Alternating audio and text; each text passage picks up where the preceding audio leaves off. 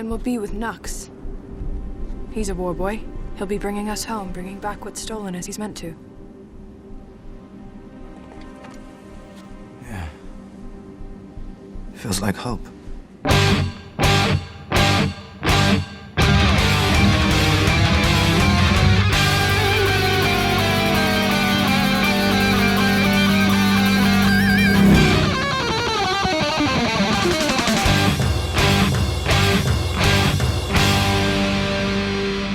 Welcome to the Mad Max Minute. It'll be a hard day, but I guarantee you that 160 days riding that way, there's nothing but Mad Max Fury Road, 1 minute at a time. I'm Rick. And I'm Julia. And today we're talking about minute 89, which begins with Capable reminding everybody that Nux is a war boy. And it ends with Furiosa deciding to go with Max's ludicrous plan. Our guest today knows a thing or two about barren wastelands riddled with fire and ash and dust, where the very air you breathe is a poisonous fume. It's Norman Mitchell and Cassandra Fredrickson from the Lord of the Rings Minute. Hello. Hello. Welcome back. It was a long walk from Mordor. I'm glad we're here. One of the details that I missed the first time watching this movie, and it took listening to an interview with one of the storyboard artists, Mark Sexton. It wasn't when he was on our show that I learned this. It was when he was on someone else's show that I learned it. But the general atmosphere outside of the Citadel is so just background radioactive that the dust itself causes your skin to get irritated, which is why the wives were hosing themselves off after the toxic storm. And so the whole very air you breathe, poisonous fume thing, very on point for the wasteland here. I don't think that comes across very well in the movie. No, it's one of those side details that adds extra flavor to the world, but its absence doesn't detract from the overall quality of the meal. Yeah, because everyone just looks ordinarily sunbaked. Yeah. How the Valkyrie doesn't have like all of the skin cancer, I will never know. Oh my God, I mean, know. she probably does. Yeah. Looks good though. She's just a badass. It doesn't matter. She has the most like action hero outfit of all the Vuvolini. The outfit transformation that she has from that drab burlap muumuu to this crazy like clawed gauntlet feather shoulder thing scarf outfit with the long rifle shooting guys from the back of a motorcycle. She has an awesome look to her no matter what she's doing. Where's my spin-off movie of just Valkyrie? Yeah. Her outfit reminds me of a dark version of the Warrior Woman. Yes. Just tweak the color scheme from white to black. Yeah. That's awesome. No, like she looks like she should be on the cover of a post-apocalyptic novel. Mm-hmm. Yeah. I mean, arguably all of the Vuvolini are like that. I mean, yeah. It's like a granny biker gang. Like, that's so cool. But she also has like the dark hair, and her outfit looks more clearly armored than everybody else's. She's also significantly younger than everybody else. And taller. Yeah, very much so. And her age, I don't think we ever really addressed it. That she is younger than everybody else. At least she appears to be. And they want us to see her as younger. One of the older women is supposed to be her mother, right? I'm not sure. In one of the scenes where she's standing, I think it's when Furiosa is figuring out that her home doesn't exist anymore. I believe that the woman that she's standing next to is supposed to be her mom. And then later on in the movie, spoilers, I guess, when she rides to Valhalla, the woman that she's with, I think she refers to as like Mati or something like yeah, mother. she uses the name Maddie. Now, if you're looking at minute 89, right around 4 seconds in, it's a shot of Furiosa with all of the Vuvolini and the wives behind her. Maddie is the one at the far right with Toast on the back of her motorcycle.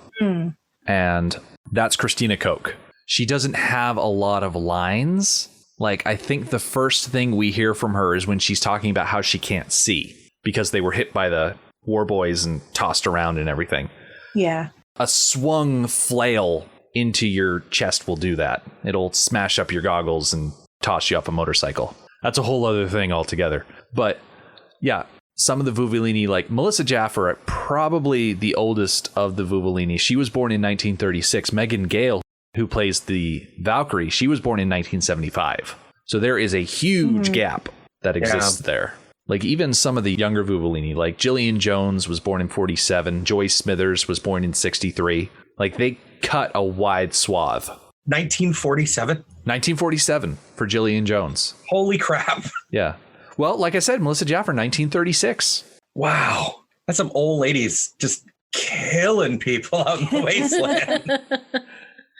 It's not the kind of role that you usually get when you're an older actress. Mm-hmm. Yeah, but I bet they loved it. Oh, absolutely. How could you not? Battle grannies, go. Yeah. So Capable, we mentioned at the end of Monday's Minute, said out loud that they are with Nux. And she expands on that today, giving us the context that we were so sorely missing, that he's a war boy. He'll be bringing us home, bringing back what's stolen as he's meant to. And that makes me a little sad that they would go with the more subterfuge route instead of the fighting an army of toddlers route. I partly agree with you. Yeah. I think it's a shame that they go back under the guise of being returned by force. Yeah. It's a little disappointing for these themes of freedom and individuality to use the opposite to get what you want. But I mean, it's a Trojan horse, right? Yeah. You've got to trick the dudes on the elevator to let you up. Mm-hmm. And then once you get up to the top of the elevator, you could be like, haha, surprise, suckers. You throw all those dudes off. Yeah. Isn't fighting the army of toddlers the more toxic masculine route anyway? Shouldn't that be the last resort? Yeah. I bet Max has fought some toddlers. He has fired guns at children before. Yeah. And punched not a child, but a young woman. Yeah. In the face. He was also willing to fire at these women. Mm-hmm. He injured one of them. Yeah, one who was visibly pregnant. Yes. Yeah, he shot a gun at a pregnant woman. Well, okay, he shot in her general direction in a threatening way. He didn't specifically say, oh, look at that pregnant woman, I'm going to shoot her because she is pregnant. He also fired 3 shots around Furiosa's head. You want tinnitus? This is how you get tinnitus. Right? Max has tinnitus. 100%. Oh, he absolutely does. Yeah, 100%. Like, we've heard it in this movie. He can't hear anything except the voices of the people he couldn't save. That's it. Maybe that's why he doesn't talk very much. Oh, how funny would it be if the reason that Max did that little wry grin and pointed at the Keeper of the Seeds is because he didn't quite hear what she said. She just kind of looked like she was agreeing with him. So he's like, I don't know what you said, but I think you agreed with me. Well, with the hand motions, too. Kaboom. He's probably pretty good at reading lips now. Yeah. I kind of wish he went through the whole movie with the crazy beard and hair from the beginning scene. Oh, God, no. Gosh, yes. No. This is such a better look. My favorite part of Mad Max movies is when he gets a haircut. Why are the war pups collecting his hair? To use it in stitches. Oh. Yeah, they don't have fine threads, so they just take long hair. Ew. Oh, Gross. yeah. The organic mechanic, who the last time we talked about him, he was Great name, by the way. drooling over a dead baby. Mm-hmm. But his hair is patchy, and he grows it out, so that way he can use his own hair to sew up wounds. Great bit of world building. Yeah. You know who else has long hair? The milking mothers. Oh, yeah? I think so. I didn't notice last time. Yeah, they're all wearing buns. They have like long hair.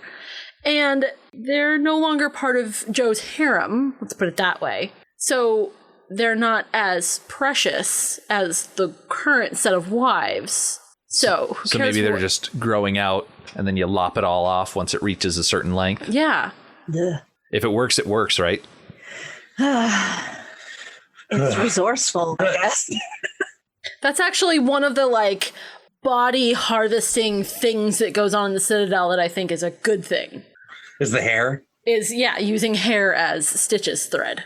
Yeah, but you can't like wash the hair. It's like gross, and there's probably lice. And Well, no, they can wash the hair up in the Citadel. Yeah, they have but- plenty of water, I wouldn't use Max's hair. He's been wandering in the waste for like 5 years or whatever. right? It's probably radioactive. Yeah. That's all the more reason to use the hair from the milking mothers. Mm-hmm. They're better cared for. That makes sense. Yeah, they're probably the best cared for people next to the wives. Yeah. In some ways, they're probably better cared for. I mean, they're the only overweight people we see. Yeah, and they have to have proper nutrition if they're going to keep producing milk. Yeah. Like, that's not to say that you want to be horrible. a milking mother, though. Don't get me wrong. Like, Still a horrible situation. the milking mother thing is the thing in the movie that upsets me the most because they are literally just factories for food. And it's horrible. There's a lot of upsetting things that happen to women in this, though. Yeah, I think that's very safe to say. Of the horrible things that happen to women, yes, we know that rape is happening, but it's never really said explicitly. It's never explored using terminology of rape. Mm-hmm. But on the other hand, the milking mothers is. We see exactly what is happening to them. We see that they are kept in these chairs attached to machines all the time. I think that does make it a bit more distressing, upfront distressing, than the wives. Yeah, exactly. We know what's happening to the wives, we just don't see it. I think the implication of what happens to the wives, though, is worse because it's not spelled out for us. Like, Yeah, it's the monster you don't see right. versus the special effect that you do. Right. Yeah. I mean, not everything can be a John Carpenter body horror movie or Cronenberg or whatever. The Cronenbergs. Capable mentions Nux would bring us back, and everybody in a nice wide shot turns to look back at Nux. And I like how everybody in this group is all turning at once to look back at Nux. And it's just a good thing that Nux was paying attention, because everyone's suddenly looking at him and he's sitting there on his motorcycle and he's like, yeah, feels like hope. Instead of sitting there like picking his nose or something like that, because that would be pretty embarrassing. Like the kid in class that never pays attention. Yeah. I feel like that is Nux. Sitting in the back of the classroom trying not to be seen. Yeah. What? No way. He's such a tryhard. Are you kidding me? Yeah. He's like, Senpai noticed me. I'm going to ride to Valhalla. That's true. Like, I have a confession to make. The last time, Rick, that we were recording with somebody, I can't remember who we were recording with, that happened to me. You and whoever the guest was went off on some topic, and I stopped paying attention, and all of a sudden, Rick, you were like, Julia, what do you think about that? And I'm like, I don't even know what you were talking about, and I have to make something up. I've totally had that happen before when I've been recording. Yep. Now, when we're guests on other people's shows, seriously, that's me like half the time. Half the time, I'm not paying attention. But when it's my own show, it's bad. Meanwhile, I'm over here like, Julia hasn't said anything in a while. I'm dominating this conversation. I should let her have a chance to talk. And it turns into the Barry Gibb talk show. Like, yeah, I agree with everything you've been saying. At the end of last episode, I mentioned that I feel like one of the things about Capable is that she's kind of naive. And I think that this is an example of that. I think it is naive of her to assume that a single war boy will be able to drive them back into the Citadel. But I also see it as her thinking outside the box. Like, it's not a foolproof plan. Yeah. That only one war boy would come back with the war rig full of women and Furiosa and a bunch of her cohorts like just hiding somewhere ready to spring out like a Trojan horse. It doesn't make sense. But then again, all they've got to do is trick the elevator guards. Mm-hmm. And as long as that elevator starts moving, the Vuvolini can just pop out of the rig, push those guards off the elevator, and then the only person they have to contend with at the top of the elevator is Corpus Colossus. And not to discount his role in the running of the Citadel too much, but he's not going to be able to physically stop them. No, he's in fact terrified at the thought of toddlers throwing him off that thing. Well, I think Nux kind of hits the nail on the head, says it feels like hope. Hope isn't, hey, this plan is going to work. Hope is more like, this plan might work. Yeah. Enough that we're going to try it. Yeah. But like, I think that moment with Nux is actually a really clever little bit of foreshadowing because of what Max tells Furiosa about Hope literally 5 minutes ago. Right. Yes, very much so. And I also find it interesting, his choice of words. This feels like hope. Nux doesn't know what hope is. He doesn't even know what a tree is. He just learned this word like yesterday. So he's going on these base feelings like like we've seen him do in the past, like, oh, this is what it's like to be touched by another human being, and oh, this is what it's like to be part of a team that's actually trying to accomplish something good. He's experiencing so many new things, and now he's like, oh, I feel like there's this feeling in my chest. This feels like hope. Is this what that pretty redheaded girl was telling me about? Yeah. It'd be awful if he was just sitting back there saying, oh, well, you know, it's my girlfriend's idea, so I'm just going to go with it. I don't know why I keep turning him into a surfer. Like, I keep just turning him into I feel like Nicholas Holt's about as far from a surfer as I think you can get. Yeah. Yeah, he's British. Oh, he's not just British. He is British enough to literally play J.R.R. Tolkien. Yeah, that's right. We still have to find a way to go see that. He's like uber British. As British as they come. Yes. With Nux on board, the Keeper of the Seed says that she likes this plan and points out that they can use this to start again, just like the old days, which the Valkyrie really likes. She throws her arm around the Keeper of the Seeds and kind of pulls her close. And yeah, it's a good idea. And Max has to keep going and talk about, hey, listen, it's not going to be easy. No one ever said that it is going to be easy. Like, there's a line back in Beyond Thunderdome that I'm just now thinking of that I have to look up and find. While you're doing that, I assume the Valkyrie is not much older than Furiosa.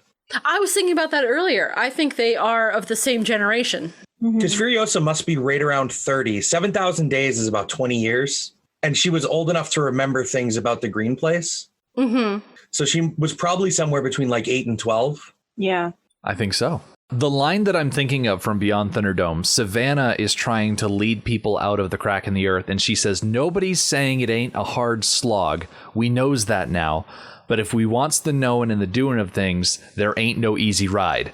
Which would have been a little out of the blue for Max to say in this context. But if you go for the specific points that he's trying to make, it's essentially the same thing. I mean, there ain't no easy way out. Yeah. And I'm not saying it would have been a good idea to have Savannah Nix return for this movie, but I would have liked it. It's like we mentioned back when Max was half buried in the sand. If Savannah Nix walks up and she's like, oh, again?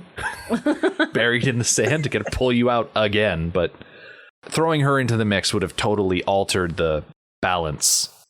She just became part of the Vuvolini. Gosh, yes. Well, as we know from our talk with Mark Sexton, Savannah is currently hanging out in Sydney making shady deals with the buzzards to lure in travelers from the wasteland so that the tribe that left with her can steal the goods and the buzzards can steal the flesh to eat because they're cannibals. Oh my God. Yeah, I didn't like learning that. That's not my favorite lore thing that I've learned between season 3 and 4. When does the next one of these movies come out? Oh, whenever the legal stuff can get worked out between George Miller and Warner Brothers, which even though we're recording this in May and releasing it in October, I'm sure it still hasn't been ironed out.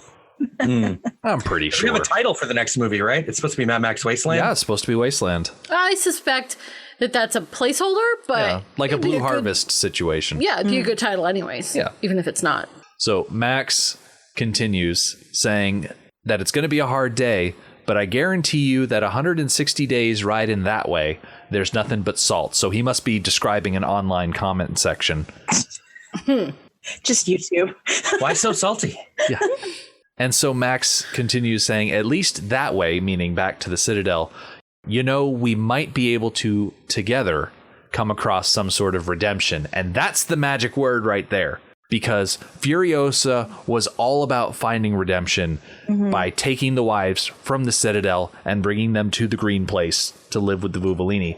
And one of the reasons she was so devastated when she learned that the Green Place wasn't a thing anymore is because that meant no redemption. But now it's redemption time. Just freeing them is redemption, though, Furiosa. That should be the lesson you've learned here. That should be enough for you. Be satisfied. You freed them and brought them to be with people who can help protect them and train them to live out the rest of their lives. Not if you've condemned them to a slow death by salt waste, you know? It's better than what they had. Like, here's by 160 quite days. a margin. Here's 160 days to live out in the middle of the how desert. How have the Vuvolini been surviving? I don't know. They're badass grannies. I don't question it. The Valkyrie's been luring men to that power tower, just standing up there naked, shouting for help. And just kill them and take their stuff. Yeah.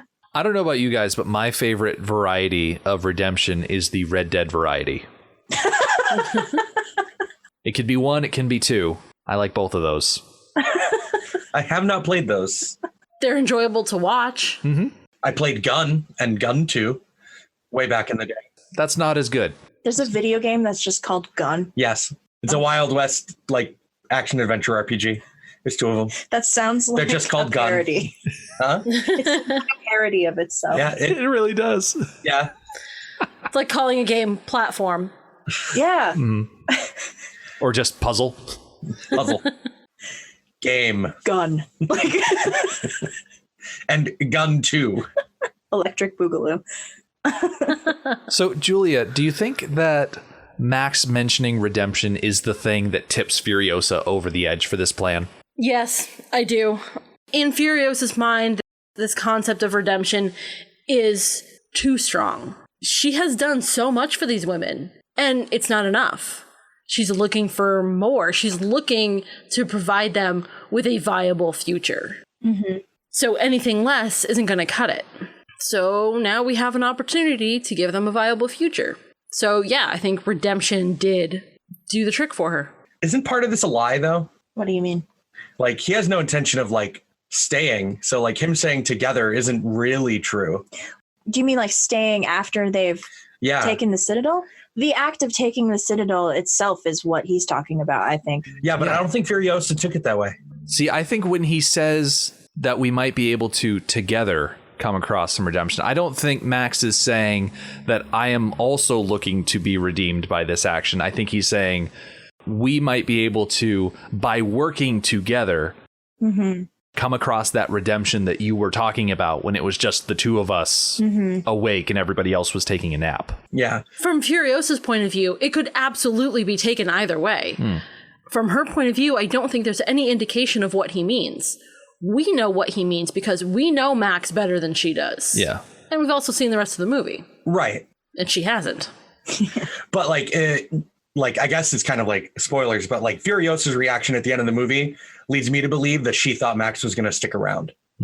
I don't think so. I think that, because she immediately goes to look for him as everyone is celebrating. well, I to counter that, I think that her offer to him of giving him the bike with the food, like she knows that he's probably not going to stay with them. Like she extends the invitation to, like, you know, you're welcome to travel with us. Right. But I think she knows enough about him that he doesn't stick around for very long. I mean, I guess the counter to that is if you offer someone this thing, like she offers him the bike and then you start off going in separate directions and then Max comes back and says, hey, we can do this together. That would lead me to believe as a person that he intends to stick around because he came back to save you, to make sure that you're going to be okay. Julia, do you remember back when we watched Chicken Run? Yeah. Mel Gibson's character leaves with the radio and the tricycle, and he's riding along the road singing about how he's a wanderer and he never settles down. And he takes that bike and he turns it around and he goes back for the chickens to help them escape the Tweedy's farm. Yeah. I'm starting to see a parallel. Okay, I'm actually glad that you brought that up because I was going to make the comment that in any other movie, that would be a romantic together. And in Chicken Run, it is a romantic together. The main hen and the Mel Gibson rooster end up together at the end of that movie. And in any other movie, that's what this would have been. But it's absolutely not. It all stems back when it was supposed to be old man Mel Gibson. It was a romantic thing that when Max says come across some redemption, if it had still been Mel Gibson, if they were making this back in the year 2000, 15 years prior to when they released it, it would have been Max finally finding his redemption, succeeding in bringing a group of people to their final destination and saving them. And he would have stuck around. But because Mel got basically too old to play the part, he was like, I don't want to be swinging around on And all this crazy nonsense. I mean, he was also off camera insane. Like, he did some crazy stuff. But with Tom Hardy stepping into the role and potentially being the face of a new trilogy, they didn't necessarily want to tie him down. They didn't want to start whatever sequel to Fury Road they would make with Max sitting on a couch with one hand stuck into his belt, staring at a busted up TV while Furiosa comes into the room like, Max, why don't you do anything anymore? You got to take out the garbage. Oh my God. They don't want it to be some sort of weird Married with Children situation. Or like start a sequel with destroying the Citadel. Yeah. Or like start a sequel with Max saying, I'm just going to go out and get some cigarettes, and then just never coming back. Oh no. Wow. See, I don't even take this as like her expecting it to be like a romantic together. No. Like, I just think that the way that this is all put together, Furiosa takes this as Max is going to stick around. And earlier when they meet the Vuvolini, who are the men, she says they're reliable. That's it. That's the only way she describes them. I think that Furiosa reads this conversation as like they might all die. So like the act of resistance is her redemption. Like together, like they work better together anyway. Cause she like, when he's a gun stand. Yeah. Yeah. He drives the rig. Yeah. He drives the rig out of the canyon. And then Nux is the best driver of the three of them. Right. Cause he knows what he's doing. I mean, that is literally all he does. He drives and he fixes engines. Yep. That's it. That would be his catchphrase, like Tyrion Lannister. I drink and I know things. Yep. I drive and I fix things. That's it. So Max holds out his hand to Furiosa, waiting for her to approve of this plan. And I'm a little bummed out that he didn't spit in his hand first, because that's how you do deals in the Wasteland. We saw that back in Thunderdome. Well, that's like Little Rascal's 8-year-old boy making a Bond thing. You bring your pelts to Bartertown, you put them on the table, you get your sack of grain or your hour with a woman, you spit in your hand, you shake it with the collector. And Max, when he made that deal with Auntie, he spit in his hand, she spit in her hand, and they shook on it. I'm a little bummed out that he didn't do that. You know, spit in his hand, hold it out, so that she could spit in her hand and make the deal. Like, that itself is like an act of like an enduring bond too. Like the way they hold hands there. Yeah. I like how he just kind of holds it out.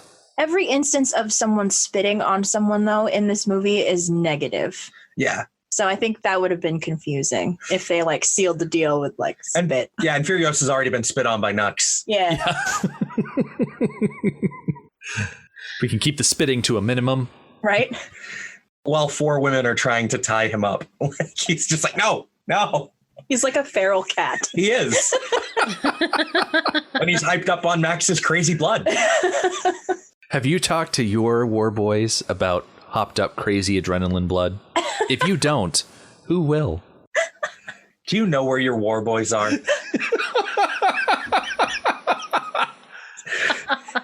They certainly lost track of this one. Oh, Nux's catnip. Yep. I like that their names have the same number of letters and end in the same sound. Because, you know, Nux is heading down a path where he could become like Max. Maybe. Just needs a tragedy. His little surrogate boy. Yeah. His 3 sons, Nux, Larry, and Barry. I do really like the score in this moment with Max and Furiosa. I did just want to quickly say, when waiting for the handhold to happen, I do really like the score in that moment. Well, Furiosa, she clasps Max by the hand, and Max nods reassuringly, and basically the run back to the Citadel is decided on. It is the course of action that we are going to follow through the rest of this movie. And in the final little snippet of a second, these are 24 frame seconds, and in the last 12 frames, we get a quick snapshot of Joe. So he is the person that we are going to be picking up with when we come back on Friday. We're going to put a pin in the minutes so far, so you can look forward to the war rig being spotted by the war party. You can look forward to the People Eater wondering why they're going back, and we get to see Immortan Joe piece together that plan and almost immediately figure out what the heck is going on.